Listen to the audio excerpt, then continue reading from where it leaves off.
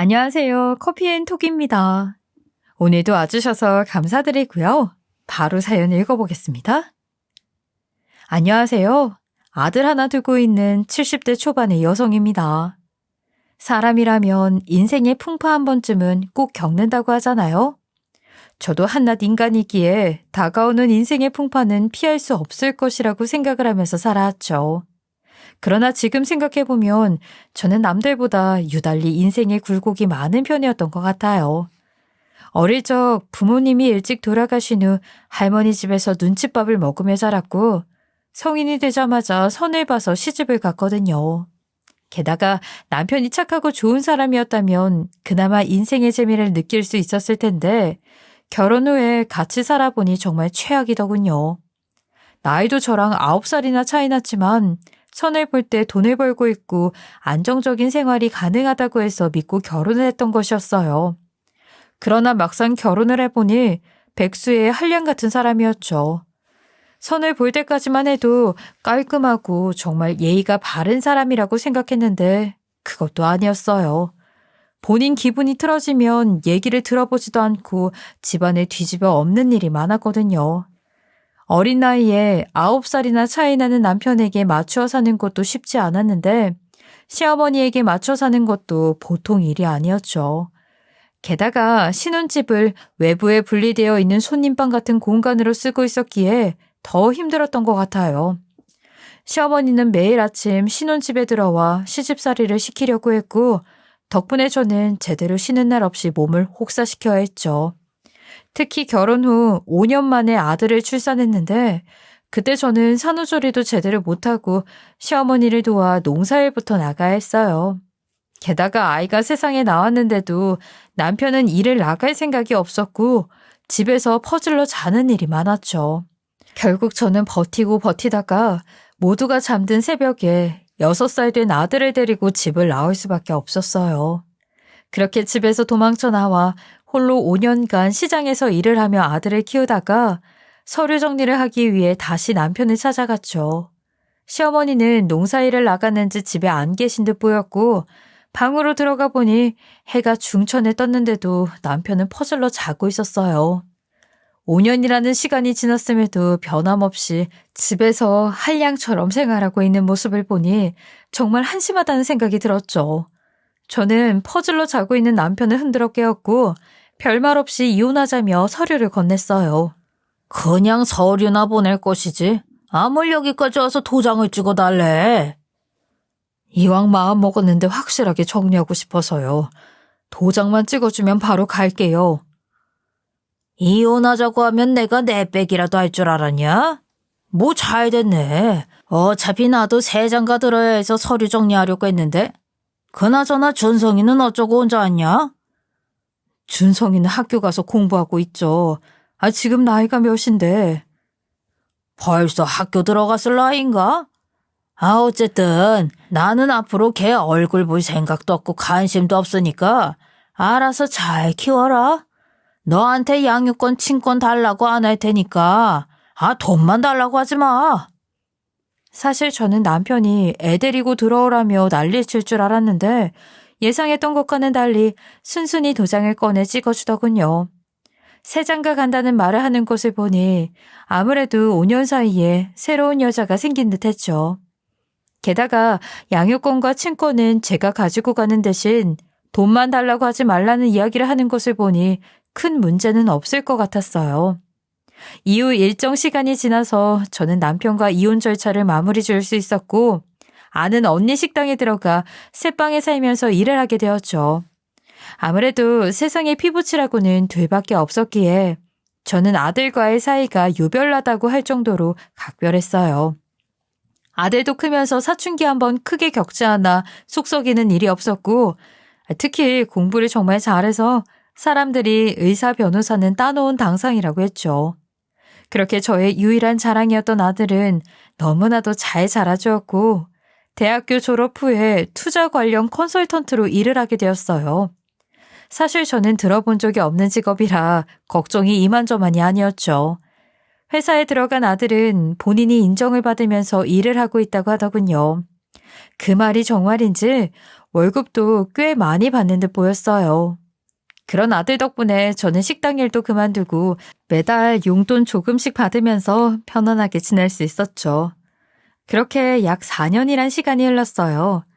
어느 날 아들과 함께 저녁 식사를 하고 있었는데 뜬금없이 그 주말에 저에게 소개할 사람이 있다고 하는 거예요.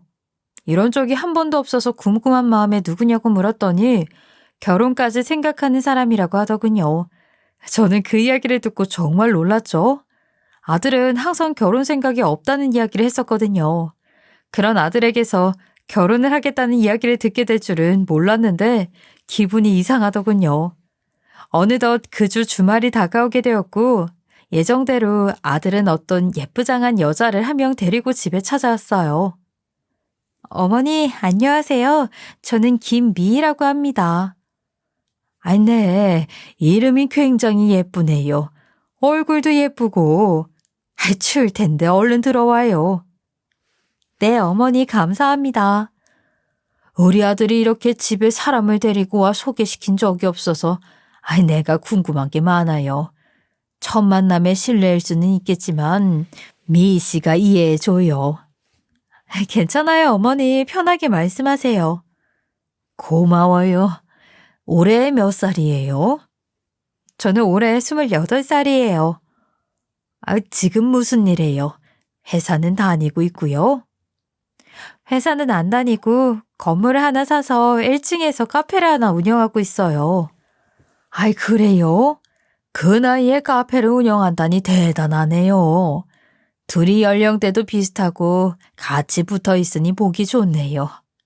나는 반대하거나 그럴 생각 없으니까 걱정하지 말고 우리 아들이랑 결혼해요. 저는 싹싹하고 밝은 며느리가 참 마음에 들었어요. 그래서 반대 없이 아들을 결혼시켰죠. 새로운 가족을 집에 들이는 거라 걱정이 이만저만 아니었는데 다행히 며느리는 저에게 너무 잘해서 갈등이 생길 틈이 없었어요. 무엇보다 곱게 자란 것과는 다르게 참 성실하고 착한 일을 많이 하는 사람이었죠. 가끔씩 며느리와 함께 외출이라도 하게 되면 지하철역 주변이나 공원에서 노숙자들을 종종 보게 되거든요. 그런데 착한 며느리는 불쌍한 사람들을 그냥 지나치지 못하고 항상 지갑에 있는 돈을 꺼내주거나 하다못해 물이나 빵을 사와서 건넸죠. 게다가 아들에게 들어보니 주기적으로 소아암 센터에 후원을 하고 해외 어린이 개별 후원까지 하고 있다고 하더라고요. 아무리 좋은 일이라고 하지만 여러 곳에 꾸준히 기부하는 것은 쉽지 않잖아요? 그런데 며느리는 한 달 용돈을 줄이더라도 꾸준하게 필요한 곳에 기부를 했죠. 그 모습을 보면서 저는 정말 대단하고 본받아야 하겠다는 생각이 들었던 것 같아요. 이뿐만 아니라 착한 마음씨를 가진 며느리는 저에게도 참 예쁜 짓을 많이 했죠. 아들 부부가 출퇴근 문제 때문에 버스로 1시간 반 거리에 신혼집을 차려 살고 있어요. 그러다 보니 제 집에 찾아오는 게 쉽지 않고 힘든 일이죠. 그런데 며느리는 일주일에 한 번씩은 꼭 찾아와서 쇼핑을 가자고 하고 생일이나 명절 때마다 크루즈 여행 같은 것을 꼭 보내주더군요. 며느리가 저에게 잘하는 것은 참 좋았지만 아무래도 신혼집과 저희 집의 거리가 가깝지 않다 보니 힘이 들까봐 걱정이 많았죠. 하지만 주변 사람들은 보통 처음에만 잘하려고 노력한다면서 어차피 시간이 지나면 안 오려고 하고 시댁일 안 챙기려고 한다고 즐길 수 있을 때 즐기라고 하더군요. 그러나 저는 며느리가 저 때문에 먼 거리를 왔다 갔다 하는 게 마음이 쓰였어요. 미희야, 나한테 잘하고 싶은 네 마음은 알고 있는데 너무 그렇게 애쓰지 마. 준성이 시간 될 때 가끔씩만 와도 돼. 네? 갑자기 그게 무슨 말씀이세요? 어머니, 혹시 제가 실수한 거라도 있어요? 아니, 실수는 무슨. 우리 며느리가 나 하나 때문에 왔다 갔다 고생만 하는 것 같아서 그러지. 아니에요, 어머니. 저 진짜 괜찮아요. 시간이 많아서 어머니랑 시간 보내려고 하는 건데요. 천사 같은 며느리는 가끔씩만 와도 괜찮다는 저의 말에 오히려 본인이 실수한 것이 있냐면서 안절부절 못했어요. 하지만 하나뿐인 며느리가 고생할까봐 그런다는 저의 말을 듣더니 평소처럼 자주 찾아뵐 거라며 환하게 웃으며 이야기를 했죠. 그 모습을 보면서 저는 무슨 복이 있어서 이런 천사를 우리 집에 내려주셨을까 하는 생각을 했던 것 같아요. 그리고 며느리는 제 아들 내조를 참 열심히 했죠. 아들을 통해 들어보니까 한 달에 한 번씩은 꼭 도시락을 정성껏 만들어서 같은 사무실에서 일하는 사람들과 나눠 먹을 수 있게 손에 들려보낸다고 하더군요. 이뿐만이 아니라 주기적으로 몸보신하라고 장어탕에 한약까지 잘 지어 먹인다고 했죠. 그 이야기를 들으니 저는 며느리 하나 참 잘 들였다라는 생각이 들었어요.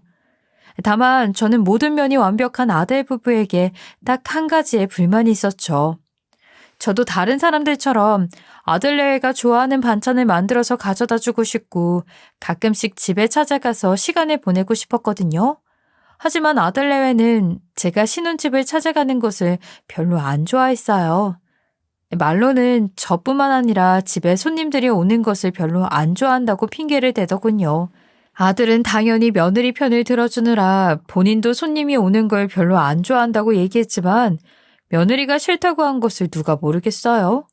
시어머니가 집에 찾아가는 것을 안 좋아하는 건 누구나 마찬가지일 테니까 저는 서운한 마음이 들더라도 최대한 맞춰주려고 했죠.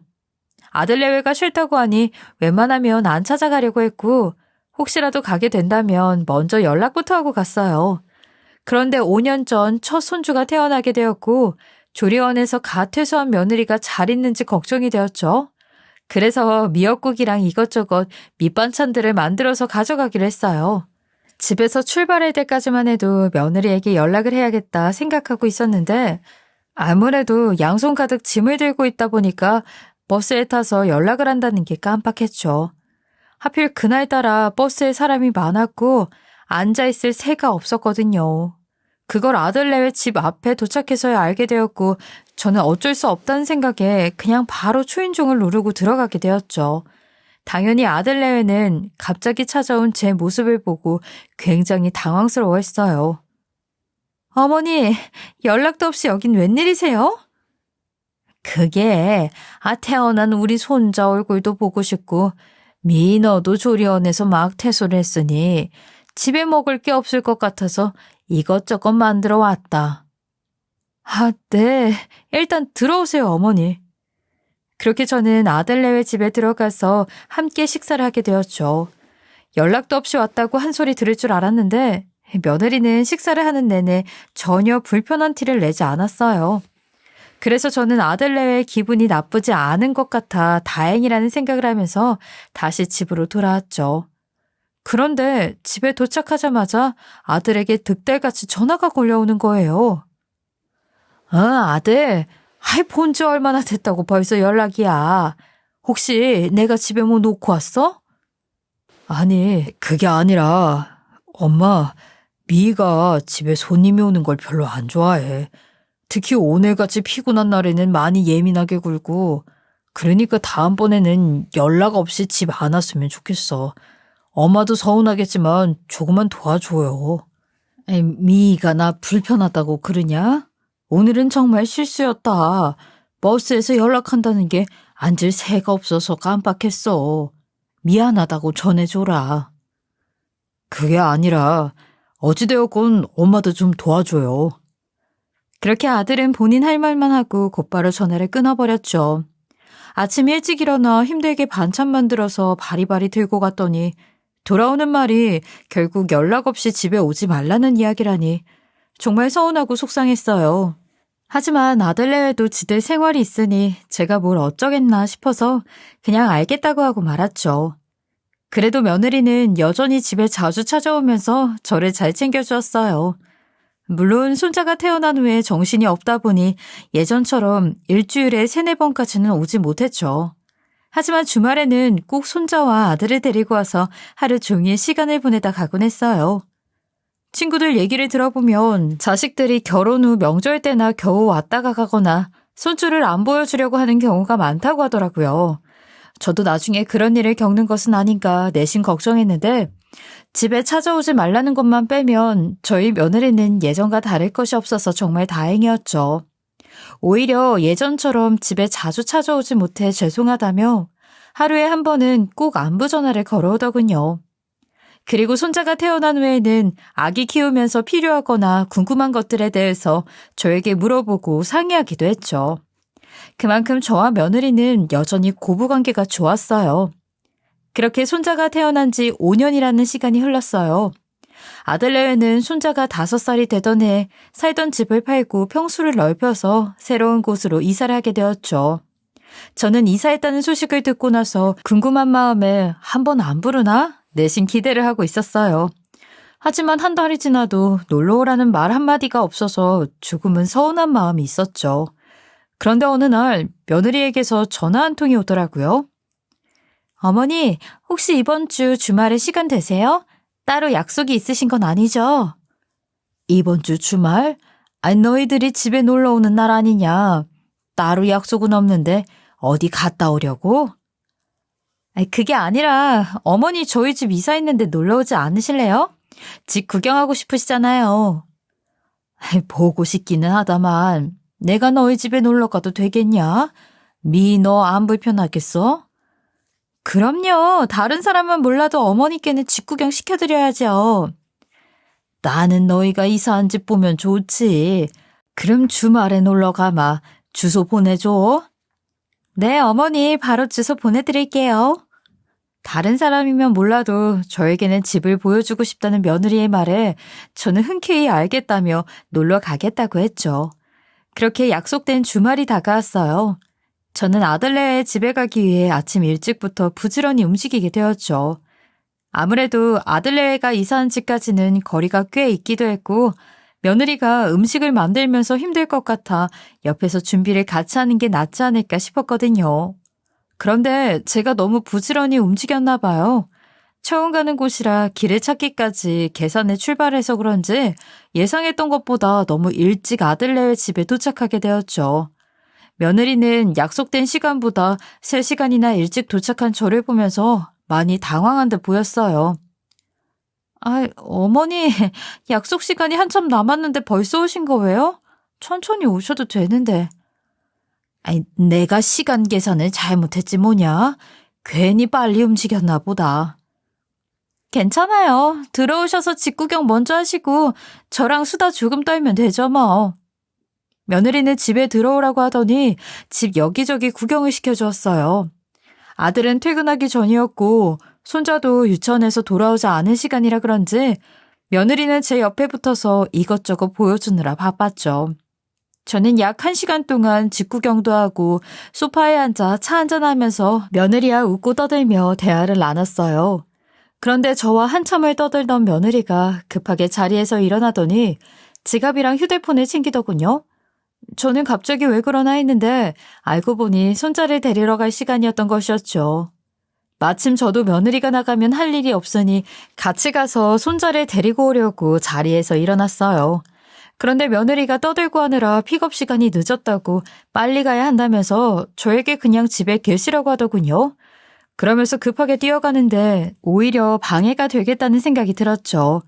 그래서 저는 며느리 말대로 소파에 덩그러니 앉아 있었어요. 그런데 며느리와 한참을 떠들었더니 목이 마르더군요. 차도 이미 다 마신 후 며느리가 식기세척기에 컵을 넣어버린 상황이었죠. 그래서 주방에 들어가 다른 컵을 찾아보기로 했어요. 그런데 주방에 들어가 보니 며느리가 차 마신 컵을 넣으면서 그릇 정리까지 함께 하려 했던 것인지 이미 온갖 그릇들이 식기세척기에 들어가 돌아가고 있었죠. 목이 마른데 굉장히 난감하더라고요. 그렇다고 해서 컵 하나 찾겠다고 며느리 집을 이잡듯이 뒤적거릴 수도 없는 노릇이잖아요. 물론 찬장을 살짝 열어보니 포장을 뜯지도 않은 컵들이 들어있기는 했죠. 그러나 여자들 그릇에 굉장히 예민하고 아무리 아들네의 집이라고 해도 며느리의 입장에서 시어머니가 주방에 들어가 찬장 여기저기 뒤적거리는 것을 좋아할 리가 없었어요. 그래서 눈에 보이는 컵 대용으로 쓸만한 그릇이 없나 싶어서 부엌문을 열고 안쪽으로 들어가 보았죠. 제가 집에 도착했을 때 조그맣게 부엌에 하나 더 있다고 하면서 며느리가 보여줬던 공간이 있었거든요. 그런데 그곳 한 귀퉁이에 컵 대용으로 쓸 수 있는 와인잔을 발견하게 되었죠. 정리가 잘 되어 있었고 깨끗하게 세척되어 있는 것을 보아 평소에 종종 쓰는 듯 했어요. 그래서 저는 아무 생각 없이 와인잔을 집어들고 나와 바깥 부엌 쪽에 있는 정수기에서 물을 따라 마셨죠. 그런데 그때 며느리가 손자와 함께 집에 들어왔어요. 저는 와인잔을 손에 들고 웃으면서 손자에게 유치원 잘 다녀왔냐고 인사를 했죠. 그런데 며느리가 제 손에 들려있는 와인잔을 보고 순식간에 표정이 어두워지더군요. 게다가 제 앞으로 다가와서 와인잔을 억지로 손에서 빼앗아 가더니 소리를 빽 질렀어요. 지금 뭐 하시는 거예요? 왜 허락도 없이 남의 부엌에 들어와서 와인잔을 들고 있어요? 아니 그게 목이 마른데 컵들이 다 식기세척기에 들어가 있길래. 아무리 그래도 그렇지 안쪽 주방까지 들어가서 고가의 와인잔을 꺼내야 해요? 이거 엄청 비싼 거예요. 이건 어머니가 함부로 쓸 만큼 싸구려 제품이 아니라고요. 아이 허락도 없이 쓴 건 미안한데 미희야 너 말이 좀 심한 것 같다. 그래도 내가 어른인데 이렇게 윽박을 지르면 어떻게 하니? 며느리는 제가 고가의 와인잔을 함부로 꺼냈었다면서 미친 사람처럼 아주 날뛰었어요. 그 모습에 손자는 겁이 질려서 서재방으로 들어가 좁은 문틈 사이로 상황을 지켜보고 있었죠. 저는 평소에 얼마나 겁을 줬으면 애가 저렇게 혼비백산하며 서재방으로 들어가나 하는 생각을 하고 있었어요. 아니, 사람이 말을 하고 있는데 뭘 그렇게 쳐다보고 있어요? 무시하는 것도 정도껏이어야지. 사람 말을 귓등으로도 안 듣네. 미희야, 이 와인잔 네가 아끼는 것인 줄은 몰랐다. 물어보지도 않고 함부로 가져와서 쓴 건 미안한데 내가 깨먹은 것도 아니고 그냥 물 한 번 마신 건데 넘어갈 수 있는 건 넘어가야지. 너 정말 너무한 거 아니니? 며느리는 제 말을 듣고 있다가 갑자기 어디론가 가더니 회초리를 하나 가지고 왔죠. 그리고는 저에게 이상한 소리를 하는 거예요. 애 교육 때문에 그러니까 본인 말대로 해달라고 했죠. 어머니, 우리 시은이 때문이라도 이건 그냥 못 넘어가요. 애도 잘못한 게 있으면 제대로 가르쳐야 되니까 시은이 보고 있는 앞에서 어머니 좀 혼낼게요. 저는 이게 무슨 말인가 싶었어요. 그런데 며느리는 가지고 온 회초리를 번쩍 들었죠. 원래 짐승한텐 들어야 돼. 어른들도 잘못한 게 있으면 들 수밖에 없어. 잘못한 사람은 그에 맞는 벌을 받아야 돼. 평소와는 다른 며느리의 행동이 저로서는 굉장히 당황스러웠어요. 며느리는 제가 막을 새도 없이 회초리를 들었죠. 저는 예상도 못한 일이라 황당해서 어버버하며 당할 수밖에 없었어요. 정말 말 그대로 순식간에 일어난 일이라 화를 낼 수가 없었던 상황이었죠. 저는 하다 너무하다는 생각까지 들어 머리 끝까지 화가 났어요.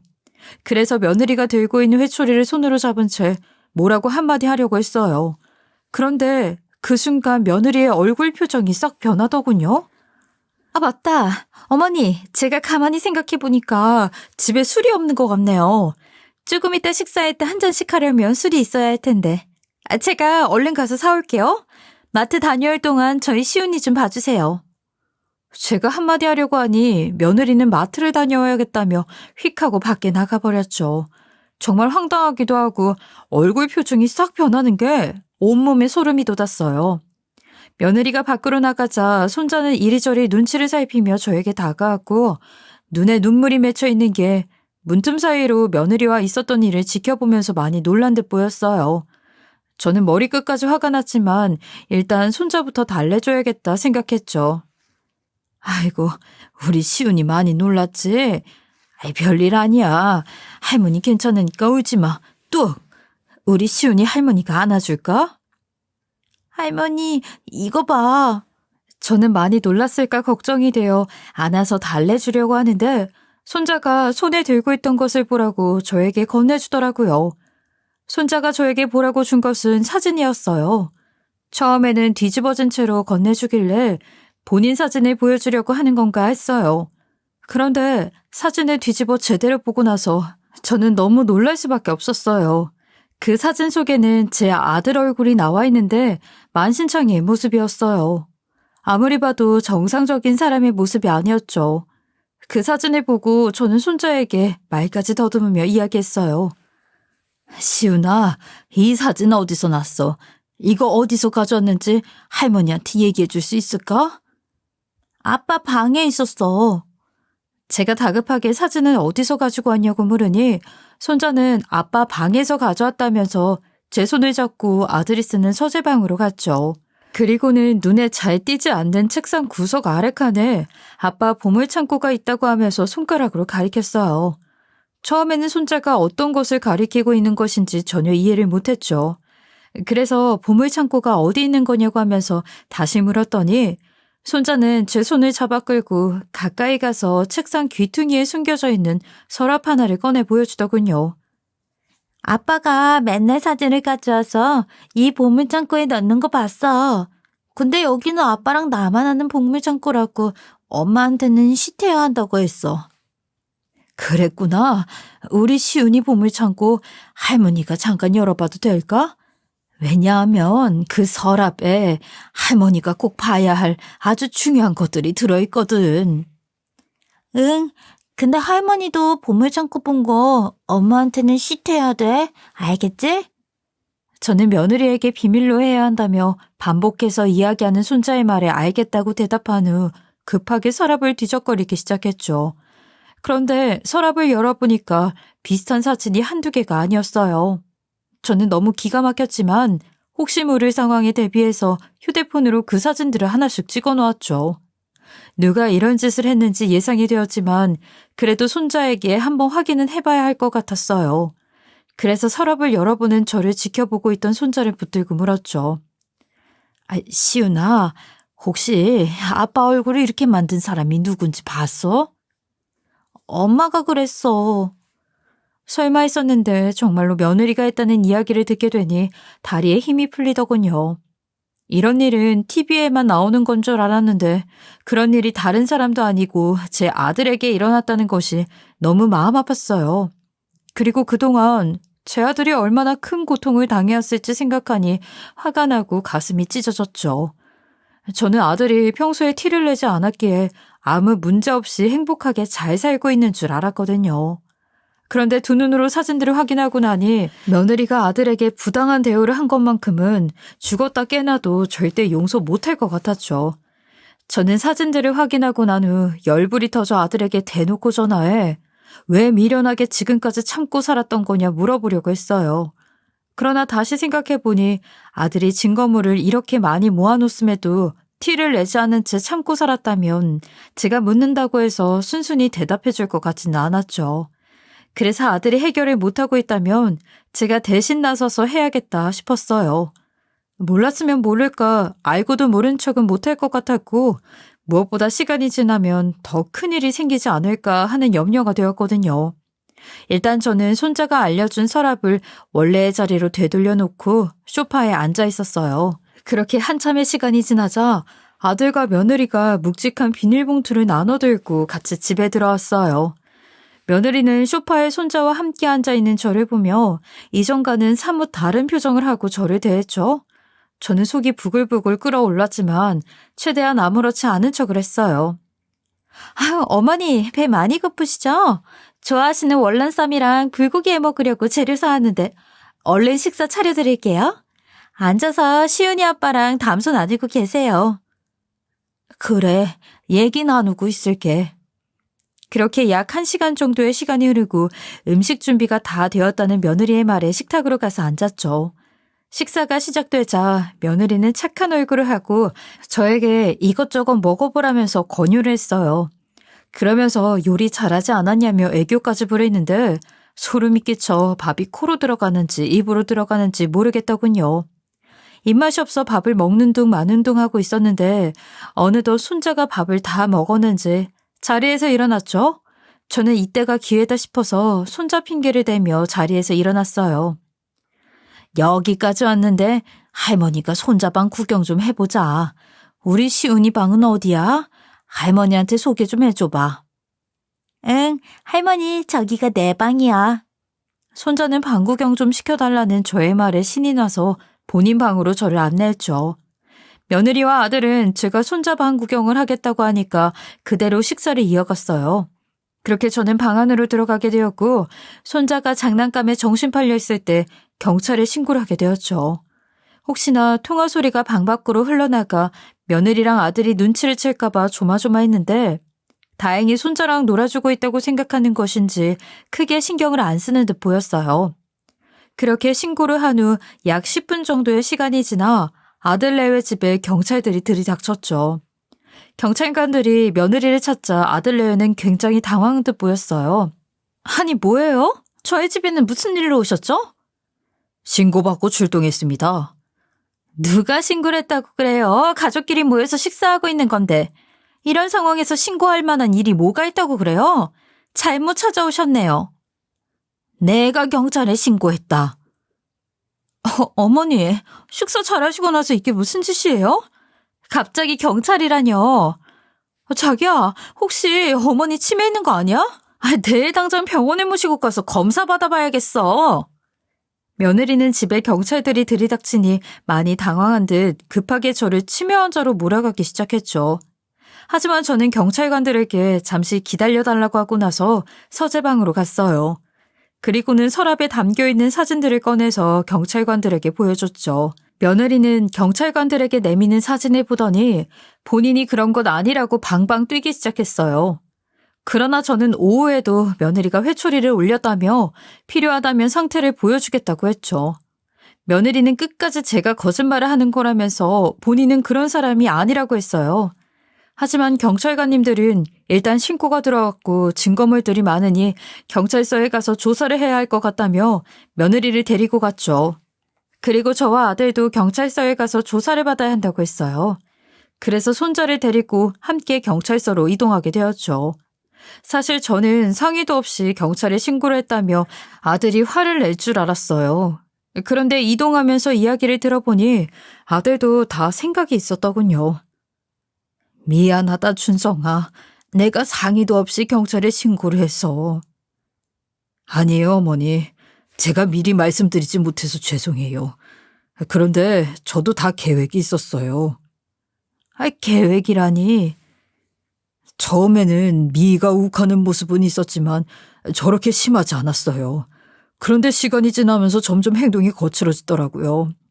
시은이 때문에 어떻게든 참아보려고 했는데 이대로는 정말 큰일 날 것 같아서 곧 공격하는 것 등으로 신고하고 이혼을 하려고 준비 중이었고요. 그런데 어머니가 먼저 알게 될 줄은. 그랬구나. 저는 아들이 해결할 생각 없이 그저 참고만 사는 줄 알았어요. 그래도 나름대로 계획을 가지고 증거물을 모아 경찰서에 신고 후 이혼을 하려고 했다니 마음이 한결 놓였죠. 그렇게 저와 아들은 경찰서에 도착해서 조사를 받게 되었어요. 그런데 그 과정에서 밝혀진 게 며느리는 이런 일로 조사받은 적이 한두 번이 아니었다고 했죠. 아들을 만나기 전에 사귀었던 남자친구가 신고를 해서 처벌을 받은 적이 있었고 최근에는 카페에 찾아온 손님에게 손을 올려 조사를 받은 적도 있었다고 했어요. 그래도 최근 일은 합의금을 주고 손님과 합의를 하는 쪽으로 진행해서 일이 커지지 않았다고 했죠. 그리고 며느리는 아들을 대상으로 꾸준히 압력을 행사하였다고 했어요. 경찰관님은 이러한 행위가 반복되었기 때문에 형사처벌까지도 예상해 볼 수 있을 것 같다고 했죠. 그러면서 저에게 회초리를 올렸던 것도 특수상해에 해당한다고 했어요. 그런데 형사권으로 넘어갈 것이라는 형사님의 말씀을 같이 들었는데 며느리는 조금도 두려워하는 기색이 없었죠. 어쩜 저렇게 태어날 수 있나 싶었어요. 그런데 나중에 며느리가 하는 말을 들어보니 태어날 수밖에 없었던 이유가 다 있더군요. 어머니가 경찰서에 신고한다고 해서 뭐가 달라질 것 같아요? 저에게는 그냥 귀찮은 일만 늘어날 뿐이에요. 뭐라고? 네가 뭘 잘했다고 당당하게 나와? 그리고 너 형사처벌 받는다는데 왜 이렇게 태어나니? 제가 형사처벌 받는다는 말 한두 번 들었을 것 같아요? 경찰들 조사할 때마다 매번 하는 말이에요. 이번에도 대충 조사만 받으면 금방 풀려날걸요? 당신 이런 큰일을 저질렀으면 반성하는 모습을 좀 보여야 하는 거 아니야? 나 하나도 모자라서 어머니한테 손을 올려? 나는 남의 물건 함부로 쓴 어머니에게 벌을 준 것뿐이야. 그리고 어차피 가족 간에는 그런 짓 해도 처벌 안 받아. 우리 아버지도 이런 일 있을 때마다 금방 풀려났어. 며느리는 법을 잘 알고 있는 듯 보였어요. 이야기를 들어보니 사돈도 같은 짓을 많이 해서 경찰서를 자주 드나드는 것 같았죠. 저는 며느리의 이야기를 듣고 난 후 불안한 마음이 생겼어요. 설마 그런 심각한 일을 저질렀는데 쉽게 풀려날까 하는 걱정이 들었죠. 아들도 며느리의 이야기를 듣더니 혹시나 하는 마음이 있었는지 다음날 해가 밝아오자 변호사를 찾아가 이번 일에 대해 상담을 했죠. 그리고 곧바로 이혼 소송을 걸기로 결정했어요. 아들이 제가 걱정하고 있는 것을 알았는지 변호사 상담을 마치고 나서 전화를 해주었는데 며느리는 일반 특수상해를 넘어서 검찰 쪽으로 넘어갈 것 같다고 하더군요. 정말 다행이라는 생각이 들었죠. 그리고 예상대로 며느리는 검찰 쪽으로 넘어가 조사를 받은 후 재판을 받게 되었어요. 가정보호 사건으로 종결이 되는 경우가 종종 있다고 해서 걱정이 많았는데 다행히 형사사건으로 인정이 되었어요. 그런데 며느리가 재판을 받기 전에 아들이 찾아와 저에게 충격적인 이야기 하나를 해주더라고요. 며느리가 검찰로 넘어가 조사를 받게 되면서 밝혀진 사실이 하나 있다면서요. 어차피 엄마도 재판에 출석하게 될 테고 금방 알게 될 사실이니까 얘기해 주는 거야. 그러니까 너무 놀라지 마. 얘는 또 무슨 소리를 하려고 갑자기 찾아와서 분위기를 잡아. 질질 끌지 말고 빨리 얘기해봐. 그게 네가 검찰 조사를 받게 되면서 밝혀지게 된 사실이 하나 있는데 이런 일을 꾸민 것에 배우가 있다고 하더라고. 뭐? 이번 일에 누가 껴있는 건데? 무당. 미가 고민이 있을 때마다 상담을 받으러 가는 곳이 있었나 봐. 20대 때부터 잘 알고 지낸 사이였고 그 무당은 돈을 벌려고 미희를 꼬여냈다고 하더라고. 알고 보니 사돈내외가 항상 싸우고 가정이 편하지 않았던 며느리가 20대 때부터 무당에게 의지를 했었나 보더라고요. 처음에는 사돈이 너무 미우니까 악한 마음을 가지고 찾아갔는데 나중에는 사소한 것들까지 털어놓고 상의를 했다고 했죠. 그 무당은 여러 번 크게 구판을 벌이게 하고 굿의 효과를 보려면 며느리가 손을 올려서 기강을 잡아야 한다는 식으로 이야기를 했던 것 같아요. 그 말을 듣고 며느리는 아들에게 손을 올리기 시작했고요. 아들이 변호사를 통해 며느리의 검찰 조사 내용을 들었을 때 손님과의 일은 그냥 욱해서 벌어진 일이었고 전에 만났던 남자친구에게 손을 올렸던 것은 오래 만나려면 그렇게 해야 한다는 무당말 때문이었다고 하더군요. 모든 사실을 알게 되고 저는 기가 막혀서 말이 안 나왔어요. 그런 말도 안 되는 무당말 한마디 때문에 그동안 제 아들이 가진 고생을 다 했다니요. 재판 후 며느리가 풀려나게 될까봐 걱정이 이만저만 아니었는데 다행히 이번 일로 며느리는 사안이 심각하다고 판단되어 재판 후 구속이 되었어요. 그리고 저희 아들은 이혼 소송 후 재산분할과 양육권 그리고 양육비의 위자료까지 모두 받을 수 있게 되었죠. 사실 아들의 이혼 소송이 한창일 때 전 며느리에게 전화가 한 번 온 적이 있었어요. 내용은 아들을 설득해 이혼만 막아달라는 것이었죠. 하지만 저는 그런 못된 짓을 해놓고 이혼을 막아달라는 소리를 하냐고 차가운 그곳에서 고생하며 반성 좀 제대로 하라며 먼저 전화를 끊어버렸어요. 결국 그 안에서 아무것도 할 수가 없었던 전 며느리는 무참히 아들에게 이혼을 당하게 되었어요.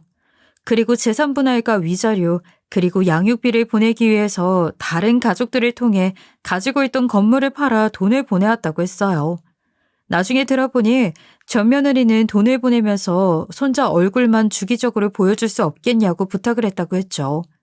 하지만 아들은 엄마가 되어서 나쁜 짓을 해 그런 곳에 있는 모습을 보여주고 싶냐면서 손자를 보여줄 생각은 손톱만큼도 없으니 기대도 하지 말라고 했다네요. 그랬더니 전 며느리는 포기를 했는지 더 이상 연락을 해오지 않는다고 하더군요. 이번 일을 겪어보니 정말 뿌린 대로 거둔다는 그 말이 맞는 것 같네요. 전 며느리가 착한 마음씨를 가지고 올바르게 살았다면 이혼을 하더라도 손자를 못 볼 일은 없었을 텐데 못된 마음씨를 가지고 나쁜 행동을 했으니 자업자득인 셈이죠. 이참에 차가운 그곳에서 반성을 제대로 하고 본인의 나쁜 마음씨를 고쳐먹었으면 좋겠습니다. 그리고 아들은 이혼 후 집을 정리하고 제 집으로 들어왔어요. 먹고 살기 위해서는 계속 일을 해야 하는데 그 시간 동안 어린 손자를 봐줄 사람이 없으니 최선의 방법을 찾은 것이었죠. 아들의 부탁에 저는 흔쾌히 손자를 봐주겠다고 했어요. 그래도 집에 들어오고 난 후 아들의 표정이 밝아지고 저도 손자의 재롱에 웃음꽃이 질 날이 없답니다.